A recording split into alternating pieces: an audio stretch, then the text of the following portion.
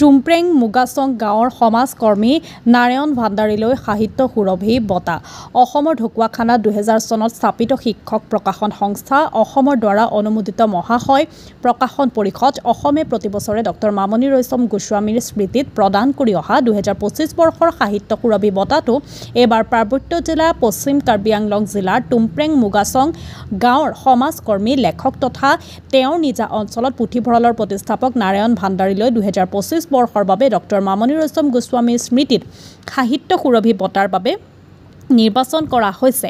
এই উপলক্ষে মহাশয় প্ৰকাশন পৰিষদৰ 60 সংখ্যক মহাশয় উন্মোচন আৰু বঁটা প্ৰদান অনুষ্ঠানটো অহা 14 আৰু 15 জুলাই দুদিনীয়া কাৰ্যসূচীৰে গুৱাহাটীৰ মাছখোৱাস্থিত অসম সাংস্কৃতিক ন্যাসত অনুষ্ঠিত কৰাৰ বাবে প্ৰস্তুতি চলিছে। কাৰ্যসূচীৰ দ্বিতীয় দিনা অৰ্থাৎ 15 জুলাইতো অনুষ্ঠিত হ'বলগীয়া মহাশয় প্ৰকাশন পৰিষদৰ 60 সংখ্যক মহাশয় উন্মোচন আৰু বঁটা প্ৰদান অনুষ্ঠানতে প্ৰদান কৰিবলগীয়া সাহিত্য সুৰভি বঁটাটো গ্ৰহণ কৰিবলৈ নাৰায়ণ ভাণ্ডাৰীক আনুষ্ঠানিকভাৱে আমন্ত্ৰণ জনাই চিঠি প্ৰেৰণ কৰা হৈছে। পশ্চিম কাৰ্বি আংলঙৰ পৰা নাৰায়ণ বৰুৱাৰ ৰিপৰ্ট, নিভাজ অসম লাইভ।